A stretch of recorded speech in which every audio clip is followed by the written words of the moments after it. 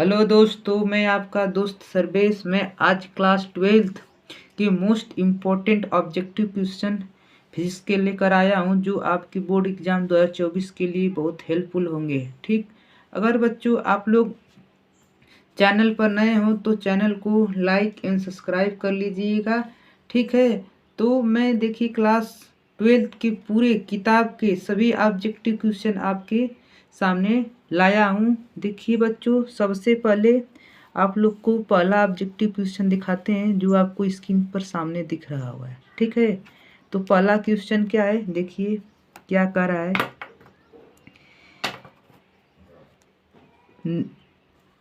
निर्वात की चुंबकशीलता का मात्रक है। निर्वात की चुंबकशीलता का मात्रक है। ऑप्शन पहला देखिए न्यूटन प्रति कूलाम। दूसरा ऑप्शन क्या है, न्यूटन वोल्ट प्रति मीटर स्क्वायर। और तीसरा ऑप्शन क्या है, देखिए कूलाम स्क्वायर प्रति न्यूटन मीटर स्क्वायर। ठीक, और अगला ऑप्शन क्या है, न्यूटन मीटर प्रति कूलाम स्क्वायर। ठीक, तो इसमें से देखिए आपका जो ऑप्शन सी है वो आपका क्या है, राइट है। क्या ऑप्शन सी क्या आपको राइट है? ठीक है, तो इसको आप लोग ट्रिक कर लीजिएगा। ऑप्शन सी क्या आपका राइट है, ये निर्वात की चुंबकशीलता का मात्रक ऑप्शन सी वाला है। ठीक, तो अगला क्वेश्चन चलते हैं, क्वेश्चन नंबर 2। देखिए क्या कर रहा है क्वेश्चन नंबर 2। क्वेश्चन नंबर 2 देखिए क्या है कि विद्युत क्षेत्र की तीव्रता का मात्रक है। विद्युत क्षेत्र की तीव्रता का मात्रक, तो विद्युत क्षेत्र की तीव्रता का मात्रक देखिए पहला ऑप्शन क्या है, मीटर प्रति वोल्ट। दूसरा ऑप्शन क्या है, जूल प्रति न्यूटन। तीसरा ऑप्शन क्या है, कूलाम प्रति न्यूटन। और चौथा ऑप्शन क्या है, न्यूटन प्रति कूलाम। ठीक है, तो आप लोग देखिए विद्युत क्षेत्र की तीव्रता ई बराबर क्या होता है। ई बराबर सबको पता है क्या होता है, क्या होता है, एफ बाई क्या होता है, बोलिए एफ बाई क्या होता है, क्यू होता है। क्या होता है, एफ बाई क्यू होता है। ठीक है, तो एफ का मात्रक क्या होता है, न्यूटन। क्या होता है, न्यूटन। और क्यू का मात्रक क्या होता है, कूलाम। ठीक, न्यूटन प्रति कूलाम। तो कौन सा ऑप्शन इसमें से राइट है आपका, option number D. Option number D क्या आपका विल बी राइट है। ठीक, तो अगला क्वेश्चन चलते हैं नंबर 3 पर। नंबर 3 क्या आपका क्वेश्चन है वो देखिए ध्यानपूर्वक। क्या क्वेश्चन 3 क्या कर रहा है, देखिए। तो 3 नंबर क्वेश्चन देखिए बच्चों क्या बोल रहा है, देखिए ध्यान से। विद्युत फ्लक्स का मात्रक है। विद्युत फ्लक्स का मात्रक है, तो विद्युत फ्लक्स का मात्रक पहला ऑप्शन क्या दिया आपको, वेबर। और दूसरा ऑप्शन क्या दिया है, वोल्ट प्रति मीटर। और तीसरा ऑप्शन क्या दिया है, वोल्ट मीटर। और चौथा ऑप्शन क्या दिया है, न्यूटन प्रति कूलाम। ठीक, तो विद्युत फ्लक्स का मात्रक क्या होता है, तो विद्युत फ्लक्स का मात्रक आपको पता रहना चाहिए। विद्युत फ्लक्स का जो मात्रक होता है वो क्या होता है, वोल्ट मीटर। क्या होता है, वोल्ट मीटर। ठीक, ट्रिक कर लीजिए। देखिए बच्चों, ये आपके बोर्ड के एग्ज़ाम के लिए बहुत हेल्पफुल होंगे। ठीक, आपके पूरे फिजिक्स के objective question, most important question आपको प्रोवाइड कर रहे हैं। ठीक, तो अगला क्वेश्चन देखिए।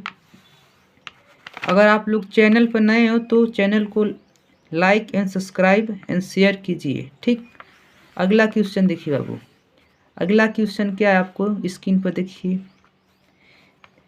क्या अगला क्वेश्चन दिया गया है वो देखिए।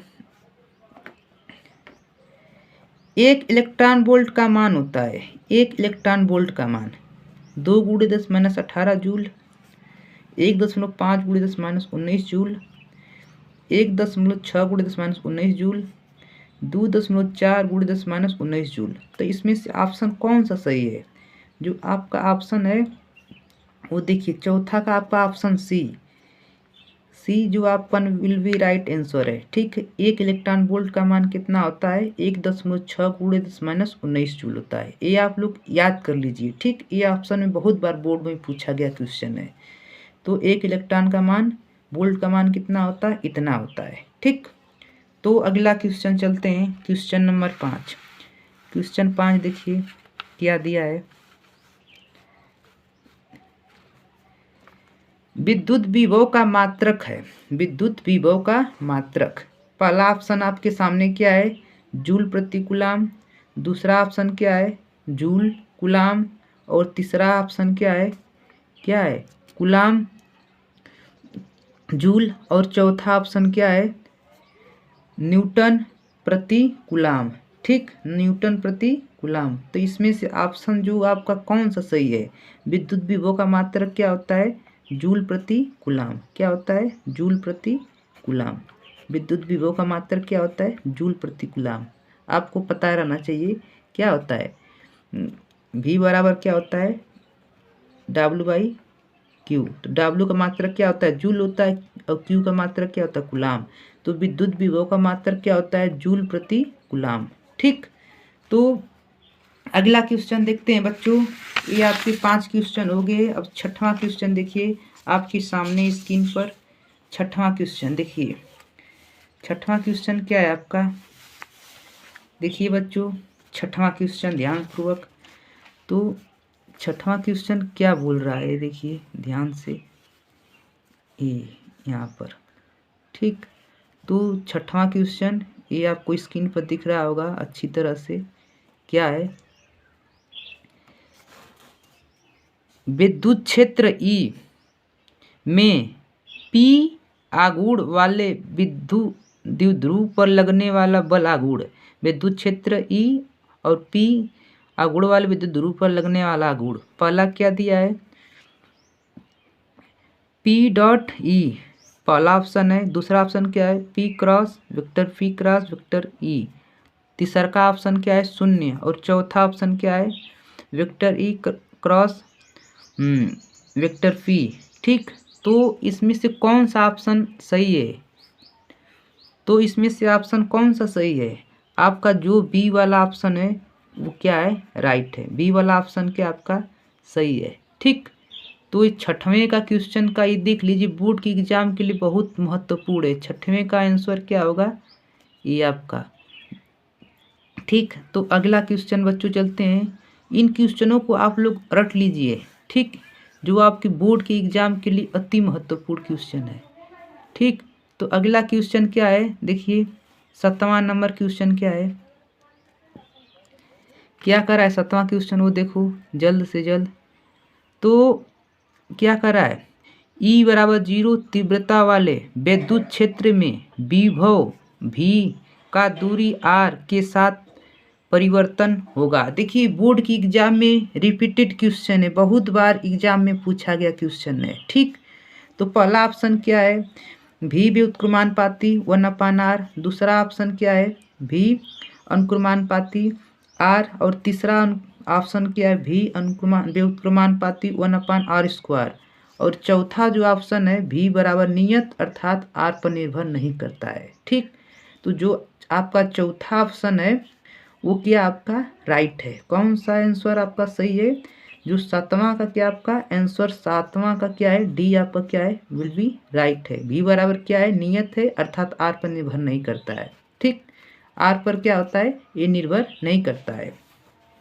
अगला क्वेश्चन देखिए, अगला क्वेश्चन आपकी स्क्रीन पर 8वां क्वेश्चन क्या कर रहा है, देखिए ये तो बहुत बार एग्जाम में पूछा गया है बोर्ड के 2024 से पहले। ठीक, देखिए क्या है, विशिष्ट चालकता का मात्रक है, विशिष्ट चालकता का मात्रक है।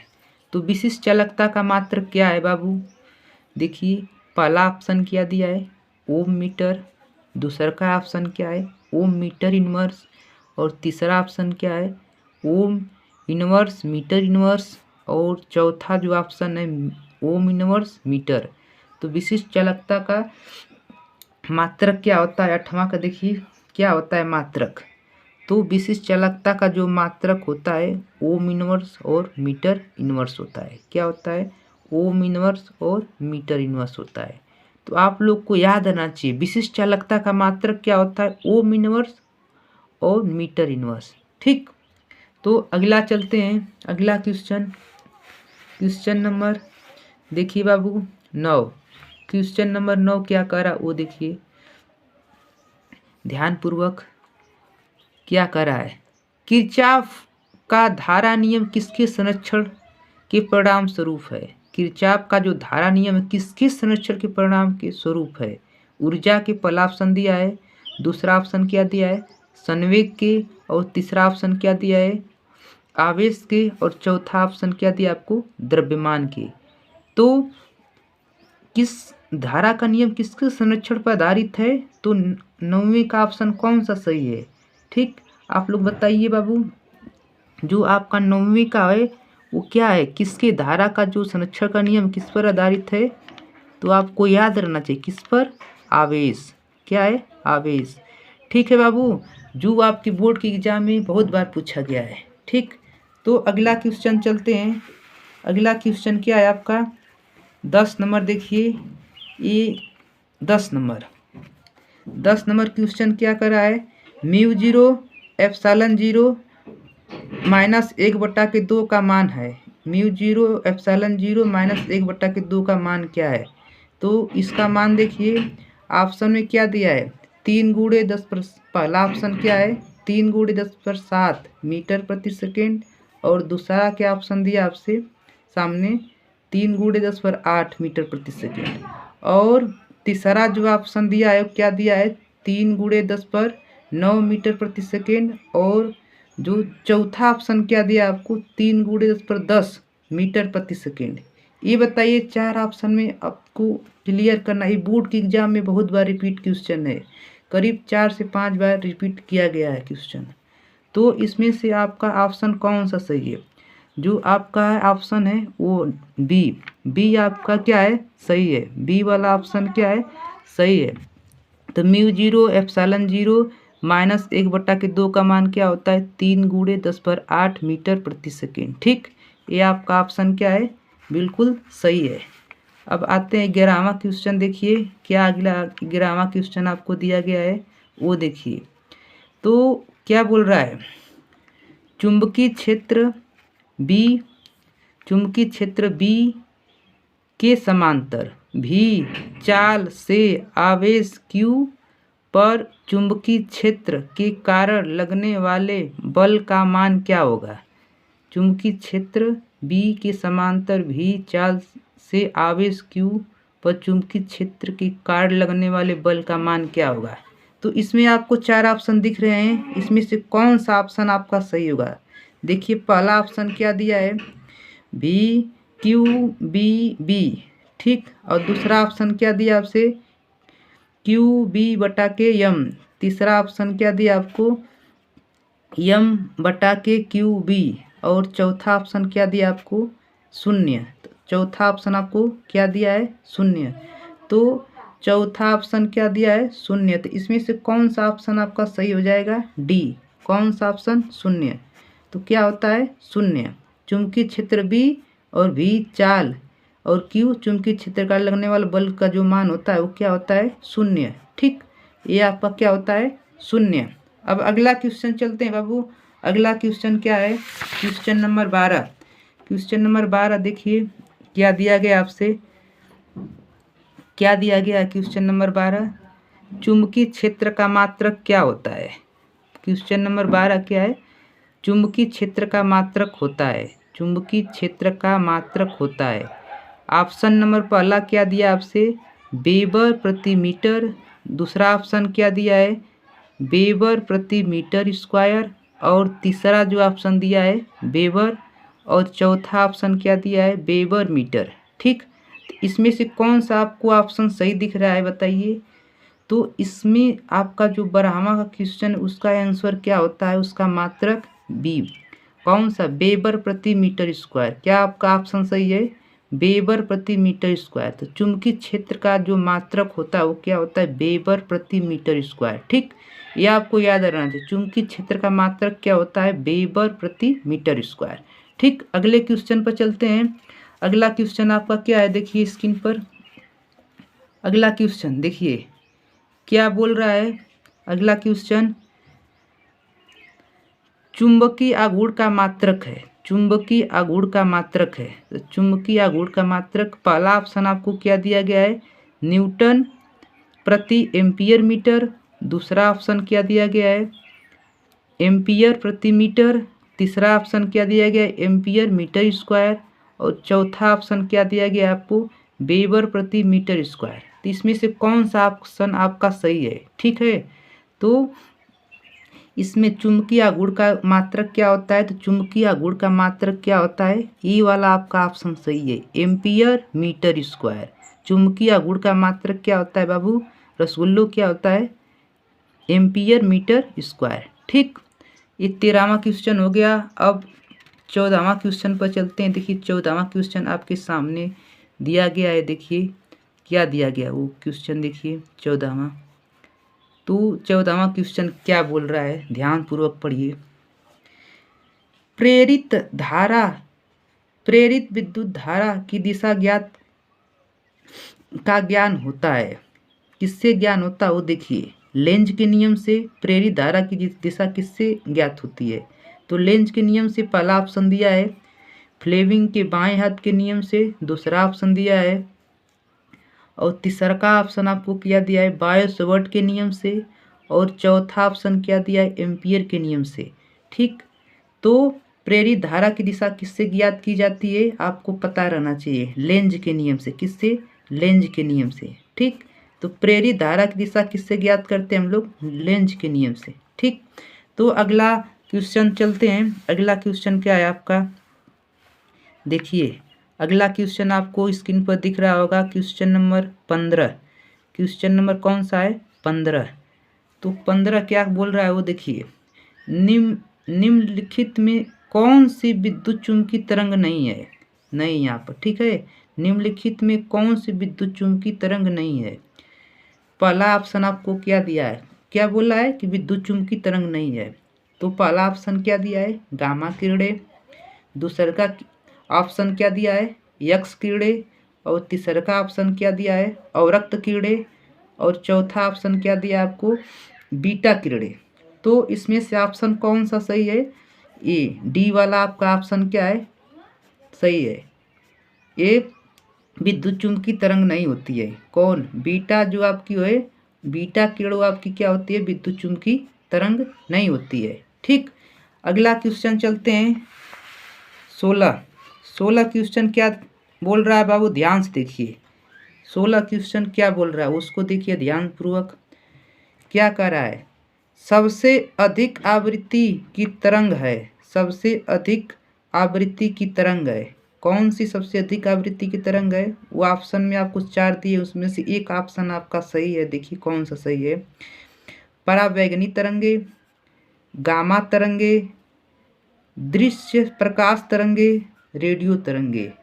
तो सबसे अधिक आवृत्ति किसकी होती है, 16 का बताइए ऑप्शन। तो 16 का जो होता है, गामा किरणों की आवृत्ति क्या होती है, सबसे अधिक होती है। किसकी, गामा किरणों की। ठीक, तो सबसे अधिक आवृत्ति किसकी होती है, गामा किरणों की। ठीक, गामा तरंगे की जो आवृत्ति होती है सबसे अधिक होती है। अगला क्वेश्चन आपको क्या दिया गया स्क्रीन पर देखिए। अगला क्वेश्चन 17 क्या दिया गया आपको, वायु में प्रकाश की चाल 3 × 10⁸ मीटर प्रति सेकेंड है। ठीक, 1.5 अपवर्तनांक वाले कांच में प्रकाश की चाल क्या होगी। ठीक, तो इसमें आपको ऑप्शन दिया गया 1.5 × 10⁸ मीटर प्रति सेकेंड। दूसरा ऑप्शन दिया गया 2 × 10⁸ मीटर प्रति सेकेंड। और तीसरा ऑप्शन क्या गया 1 × 10⁸ मीटर प्रति सेकेंड। और चौथा जो ऑप्शन दिया 2.5 × 10⁸ मीटर प्रति सेकेंड। ठीक, तो आपको बता दें कि जो क्या होता है, क्या होता है देखिए, आपको पता रहना चाहिए, हवा में प्रकाश की चाल क्या होती है, हवा में प्रकाश की चाल क्या होती है, 3 × 10⁸ मीटर प्रति सेकेंड। ठीक, ये हवा में होती है। जल में कितना होता है, जल में प्रकाश की चाल कितनी होती है, आपको पता रहना चाहिए, कितनी होती है, 2.5 × 10⁸ मीटर प्रति सेकेंड। ठीक, और कांच में प्रकाश की चाल कितनी होती है, कांच में प्रकाश की चाल कितनी होती है, तो आपको पता रहने 2 गुणे 10 पर 8 मीटर प्रति सेकेंड। तो 2 गुणे 10 पर 8 मीटर प्रति सेकेंड कहीं ऑप्शन में आपको दिख रहा है, वही आपका ऑप्शन क्या हो जाएगा, सही हो जाएगा। तो ये ऑप्शन आपको दिख रहा है, ठीक, बी। तो ये आपका चाल हो जाएगी, ठीक। तो अगला क्वेश्चन चलते हैं, क्वेश्चन 17 हो गया। अब 18 क्वेश्चन चलते हैं। 18 क्वेश्चन आपको स्क्रीन पर दिख रहा होगा, क्या दिया गया है, देखिए ध्यानपूर्वक। 18 क्वेश्चन देखिए क्या बोल रहा है, देखिए 18 नंबर। तो आपको 18 नंबर क्वेश्चन स्क्रीन पर देखिए क्या है। 2 लेंस जिनकी शक्ति 4D और -2D है, ठीक। 2 लेंस है जिनकी शक्ति 4D और -2D है, संपर्क में रखे हैं, तो संयुक्त लेंस की शक्ति बताना है। 2 लेंस है तो लेंस की क्षमता P बराबर, फार्मूला आपको पता है, P बराबर क्या होता है, P1 धन P2, ठीक। तो संपर्क में रखें तो इनको जोड़ दीजिए। P का मान, P1 का मान 4 है और उसका मान क्या है, 2 है, -2 है।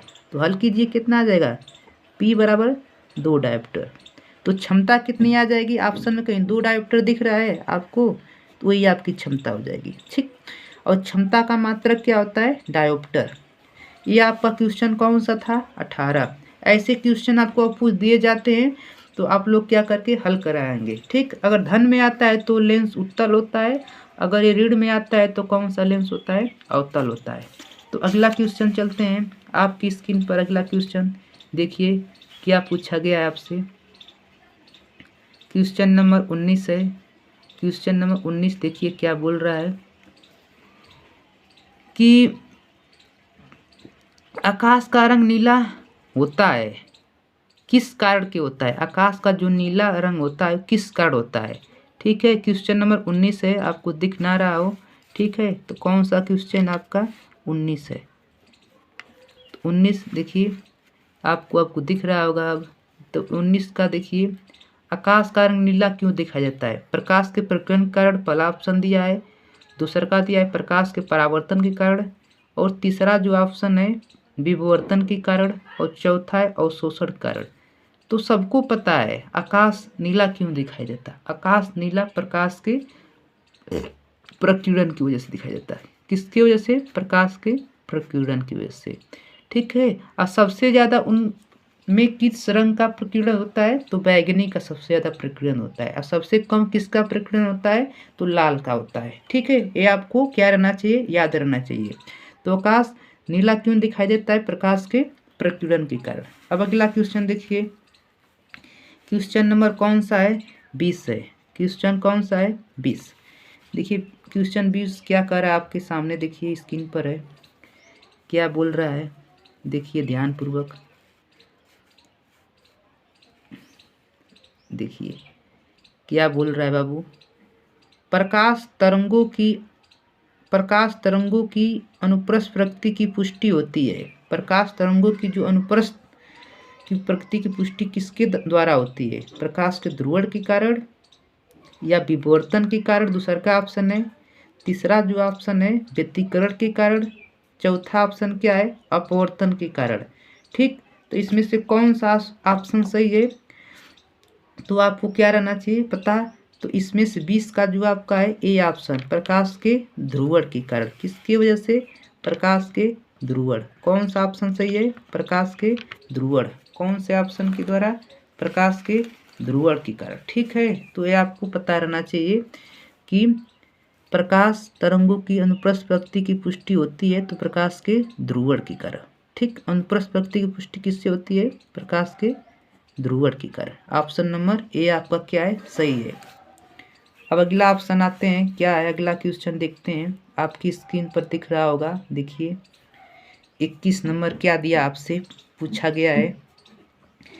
फोटान के गतिज द्रव्यमान का सूत्र है, फोटान की गतिज का द्रव्यमान का सूत्र है। पहला ऑप्शन क्या दिया, एच न्यू बटा के लेमडा, दूसरा ऑप्शन क्या दिया, एच लेमडा बटा के सी, और तीसरा ऑप्शन क्या दिया गया, एच न्यू बटा के सी, और चौथा ऑप्शन क्या दिया गया आपसे, एच बटा के सी लेमडा, ठीक। तो इसमें से आपका ऑप्शन कौन सा सही है, देखिए बाबू डी वाला जो ऑप्शन आपका क्या है, बिल्कुल सही है। क्या होता है?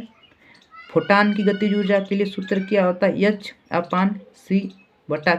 H/c लेमडा होता है। ये ऑप्शन क्या आपका सही है।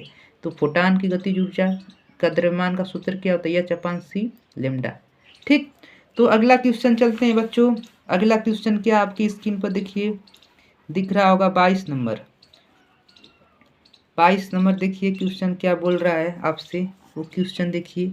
आपको यहाँ पर 22 ना दिखे तो दिखा देते हैं आपको। देखिए 22 क्या बोल रहा है क्वेश्चन, ध्यानपूर्वक। बाबू ये बहुविकल्पी प्रश्न वेरी इंपॉर्टेंट होते हैं, ठीक, आपकी एग्जाम के लिए। क्या कर रहा है? हाइड्रोजन परमाणु के मूल ऊर्जा स्तर में इलेक्ट्रॉन का कोणीय संवेग। ठीक, हाइड्रोजन परमाणु के मूल ऊर्जा स्तर में इलेक्ट्रॉन का कोणीय संवेग क्या होता है? पहला ऑप्शन आपको दिया गया H/पाई, दूसरा ऑप्शन H/2 पाई, तीसरा ऑप्शन 2H/2 पाई और तीसरा ऑप्शन क्या दिया गया? 3H/2 पाई। ठीक, तो आपका 22 का जो है वो उत्तर आपका कौन सा सही है? बी। क्या होता है? मूल ऊर्जा स्तर में इलेक्ट्रॉन का कोणीय संवेग क्या होता है? H/2 पाई होता है। क्या होता है? H/2 पाई। तो ये आपको याद रखना चाहिए। क्या होता है बाबू? H/2 पाई ऊर्जा स्तर होता है। तो अगला क्वेश्चन चलते हैं, क्वेश्चन नंबर 23। क्वेश्चन नंबर 23 क्या कर रहा है आपको, वो क्वेश्चन पर आपकी स्क्रीन पर दिख रहा होगा। 23 क्या बोल रहा है, ध्यानपूर्वक देखिए। 23 क्या क्वेश्चन बोल रहा है वो देखिए ध्यानपूर्वक। तो क्वेश्चन नंबर 23 क्या कर रहा है, देखिए ध्यान से, क्वेश्चन को ध्यान से पढ़ा करो तो आप लोग ऑप्शन सही ट्रिक करके आएंगे। ठीक है, जो आपके बोर्ड के एग्जाम के लिए बहुत हेल्पफुल होंगे। ठीक, एक तत्व के परमाणु जो कि द्रव्यमान में विभिन्न है परंतु समान प्रकार के रासायनिक गुण रखते हैं, वे कहलाते हैं समन्यूट्रॉनिक, समस्थानिक, समभारिक, समावयवी। ठीक, तो इसमें से कौन सा ऑप्शन आपका सही है? ऑप्शन नंबर बी, समस्थानिक। क्या है? समस्थानिक कहलाते हैं। क्या कहलाते हैं? समस्थानिक। तो ये आपको ऑप्शन सही रहना चाहिए। आपको ऑप्शन में पूछ दिया जाए कौन सा ऑप्शन, समभारिक पूछ दे सकता है, समस्थानिक दे सकता है और क्या समन्यूट्रॉनिक। ये 3 ऑप्शन आने की संभावना बनी रहती है एग्जाम में, कौन सा आएगा तो आपको पता रहना चाहिए। जिनके द्रव्यमान विभिन्न होते हैं लेकिन परमाणु क्रमांक क्या होता है? सेम होता है। इसमें जो परमाणु क्रमांक होता है वो क्या होता है आपका? सेम होता है। और द्रव्यमान क्या होते हैं? द्रव्यमान संख्या क्या होती है उसकी? अलग अलग होती है। ठीक, आप लोग जानते ही होंगे। तो अगला क्वेश्चन देखते हैं आपका, वो क्या कहलाते हैं? समस्थानिक। जिनके परमाणु क्रमांक क्या होते हैं? समान होते हैं और परमाणु भार क्या होते हैं? अलग अलग, वो क्या कहलाते हैं? समस्थानिक। क्वेश्चन नंबर 24, कौन सा क्वेश्चन है आपका? 24। क्वेश्चन नंबर देखिए 24। ठीक, 24 क्या कर रहा है वो देखिए। वह कण जो रेडियोएक्टिव पदार्थ से उत्सर्जित होता है उसे क्या कहते हैं? क्या कहते हैं? ध्यानपूर्वक देखिए क्या करा क्वेश्चन। वह कण जो रेडियोएक्टिव पदार्थ से उत्सर्जित होता है उसे क्या कहते हैं? पहला ऑप्शन क्या दिया गया इसमें? अल्फा कण। दूसरा का ऑप्शन क्या दिया गया है? न्यूट्रॉन। तीसरा का ऑप्शन क्या दिया गया है? पॉजिट्रॉन। और चौथा ऑप्शन क्या दिया गया है? प्रोटॉन। ठीक, तो क्या कहलाते हैं? वह कण जो रेडियोएक्टिव पदार्थ को क्या करते हैं? उत्सर्जित करते हैं, उन्हें क्या कहते हैं? अल्फा कण कहते हैं। क्या कहते हैं? अल्फा कण। जो रेडियोएक्टिव पदार्थ से उत्सर्जित होते हैं उन्हें क्या कहते हैं? अल्फा कण। ठीक, अगला क्वेश्चन, ये मोस्ट इम्पोर्टेंट क्वेश्चन है आपके बोर्ड के एग्जाम के लिए। ठीक, तो अगला क्वेश्चन क्या, 25 नंबर क्या बोल रहा है क्वेश्चन। एक AMU द्रव्यमान से प्राप्त ऊर्जा होती है। एक AMU द्रव्यमान से प्राप्त ऊर्जा होती है। कभी कभी तो एग्जाम में इसकी परिभाषा डिफिनेशन पूछ ली जाती है। ठीक, डिफिनेशन पूछ ली जाती है या तो ऑप्शन में दे दिया जाता है। बहुत इंपॉर्टेंट क्वेश्चन है आपके लिए। ठीक, तो एक AMU द्रव्यमान से प्राप्त ऊर्जा कितनी होती है? तो एक AMU द्रव्यमान से प्राप्त जो आपकी ऊर्जा होती है वो कितना होती है? 931 मिलियन इलेक्ट्रॉन वोल्ट। कितना? 931 मिलियन इलेक्ट्रॉन वोल्ट। ठीक, तो 1 एमयू से प्राप्त ऊर्जा कितनी होती है? 931 मिलियन इलेक्ट्रॉन वोल्ट। ठीक, तो अगला क्वेश्चन, क्वेश्चन नंबर 26 देखते हैं। 26 क्या बोल रहा है? आपकी स्क्रीन पर दिख रहा होगा, क्या है? हाइड्रोजन नाभिक की बंधन ऊर्जा है। हाइड्रोजन नाभिक की बंधन ऊर्जा कितनी होती है? तो पहला ऑप्शन आपको दिया गया 13.6 इलेक्ट्रॉन वोल्ट, दूसरा ऑप्शन दिया गया आपसे -13.6 इलेक्ट्रॉन वोल्ट, और तीसरा ऑप्शन क्या दिया गया है? 6.8 इलेक्ट्रॉन वोल्ट, और चौथा ऑप्शन आपसे क्या दिया गया? 0। तो एक नाभिक की बंधन ऊर्जा कितनी होती है? तो एक नाभिक की बंधन ऊर्जा कितनी होती है? 0 होती है। कितनी होती है? एक हाइड्रोजन नाभिक की बंधन ऊर्जा कितनी होती है? तो याद रखना चाहिए, एक हाइड्रोजन नाभिक की बंधन ऊर्जा कितनी होती है? 0 होती है। कितनी होती है? 0। अब अगला क्वेश्चन, मोस्ट इम्पोर्टेंट क्वेश्चन। ठीक, क्वेश्चन नंबर कौन सा है आपका? 27 है। कौन सा है? 27। देखिए क्या 27 नंबर क्वेश्चन क्या कर रहा है आपसे, वो देखिए ध्यानपूर्वक। अर्धचालक में विद्युत चालन होता है। अर्ध जो चालक होते हैं उनमें विद्युत चालन होता है। आपको अर्धचालक के पता होगा, जर्मेनियम और सिलिकॉन के आपके अर्धचालक हैं। ठीक, तो उनमें विद्युत चालन कैसे होता है? तो अर्धचालक में विद्युत चालन कैसे होता है, ये आपको ऑप्शन इसमें से चूज करना है। तो पहला क्या है? कोटरों से, दूसरा का ऑप्शन दिया गया है इलेक्ट्रॉनों से, तीसरा का ऑप्शन दिया गया है आपसे कोटरों तथा इलेक्ट्रॉनों से, और चौथा ऑप्शन क्या दिया गया है? न तो कोटरों से न इलेक्ट्रॉनों से। ठीक, तो इसमें से ऑप्शन जो आपका कौन सा सही है बताइए बाबू? जो आपका ऑप्शन नंबर है 27, 27 का क्या होता है? कोटरों तथा इलेक्ट्रॉनों से। क्या होता है? कोटरों तथा इलेक्ट्रॉनों से। क्या होता है? कोटरों तथा इलेक्ट्रॉनों से, ये आपको पता रहना चाहिए। तो अर्धचालक में विद्युत चालन क्या होता है? कोटरों तथा इलेक्ट्रॉनों से। ठीक, तो क्वेश्चन नंबर 27 हो गया। आप क्वेश्चन नंबर कौन सा देखते हैं? 28। कौन सा? 28। तो 28 क्वेश्चन नंबर देखिए, जो आपकी स्क्रीन पर दिख रहा होगा। क्वेश्चन नंबर एक कौन सा है? 28। क्या बोल रहा है बाबू? देखिए क्वेश्चन क्या बोल रहा है? शुद्ध जर्मेनियम को पी टाइप अर्धचालक बनाने के लिए उसमें मिलाया जाने वाला अपद्रव्य है। शुद्ध जर्मेनियम को पी टाइप अर्धचालक बनाने के लिए उसमें मिलाए जाने वाला अपद्रव्य क्या है? ठीक, तो ऑप्शन क्या दिया गया? एल्युमिनियम, दूसरा ऑप्शन क्या दिया गया है? फास्फोरस, तीसरा ऑप्शन क्या दिया गया है? एंटीमनी, और चौथा ऑप्शन क्या दिया गया है? आर्सेनिक। तो कौन सा अपद्रव्य मिलाया जाता है पी टाइप के अर्धचालक बनाने के लिए? तो एल्युमिनियम। कौन सा ऑप्शन आपका सही है? एल्युमिनियम। ठीक, अपद्रव्य कौन सा मिलाया जाता है? तो शुद्ध जर्मेनियम की पी टाइप अर्धचालक बनाने के लिए तो एल्युमिनियम। ऑप्शन नंबर क्या है? ए आपका क्या है? विल बी राइट है। तो अगला क्वेश्चन अब देखते हैं। क्वेश्चन कौन सा आपको दिख रहा होगा स्क्रीन पर, और ना दिखे तो उसके क्रम लिख देते हैं, कोई बात नहीं। क्रम इसका क्या है? 29।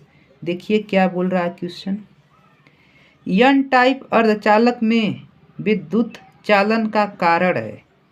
एन टाइप का जो अर्धचालक है उसमें विद्युत चालन का क्या कारण है?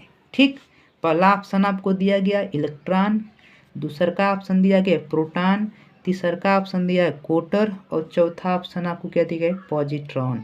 ठीक, तो इसमें एन टाइप के अर्धचालक में विद्युत चालन किसके कारण होता है? इलेक्ट्रॉन के कारण होता है। एन टाइप के जो भी अर्धचालक होते हैं उनमें जो विद्युत चालन होता है किसके कारण होता है? तो इलेक्ट्रॉन के कारण होता है। ठीक, तो अगर बच्चों ये आपको मेरी वीडियो अच्छी लगे तो चैनल को लाइक कीजिए, सब्सक्राइब कीजिए, इन दोस्तों को शेयर कीजिए। ठीक, आपको लिए ऐसे डेली वीडियो क्या की जाएगी? प्रोवाइड की जाएगी। ये क्लास 12 के लिए अति महत्वपूर्ण क्वेश्चन है। ठीक, अगला क्वेश्चन आपको क्या दिया गया है? हाइड्रोजन की लाइमन श्रेणी की प्रथम रेखा की तरंगदैर्ध्य है। हाइड्रोजन की लाइमन श्रेणी की प्रथम रेखा की तरंगदैर्ध्य तो प्रथम रेखा की तरंग दैर्ध्य कितनी है वो आपको बताना है। ठीक, तो पहला ऑप्शन दिया गया आपसे 912 एंगस्ट्रॉम, दूसरा ऑप्शन दिया गया है 1125 एंगस्ट्रॉम, तीसरा ऑप्शन आपको क्या दिया गया है 1215 एंगस्ट्रॉम और चौथा ऑप्शन को आपको क्या दिया गया है 1152 एंगस्ट्रॉम। ठीक, तो इसमें से आपको जो हाइड्रोजन की लाइमन श्रेणी की प्रथम रेखा की तरंग दैर्ध्य कितनी होती है तो आपको पता रहना चाहिए 1215 एंगस्ट्रॉम। कितना होती है 1215 एंगस्ट्रॉम। तो लाइमन हाइड्रोजन की लाइमन श्रेणी की प्रथम रेखा की तरंग दैर्ध्य कितनी होती है 1215 एंगस्ट्रॉम। ठीक है, तो बाबू ये आप लोग क्वेश्चन क्या कीजिए अवश्य याद कर लीजिए। इन क्वेश्चन आपके बोर्ड की एग्जाम के लिए क्या है बहुत ही हेल्पफुल हैं। ठीक, अब क्या करते हैं बाबू,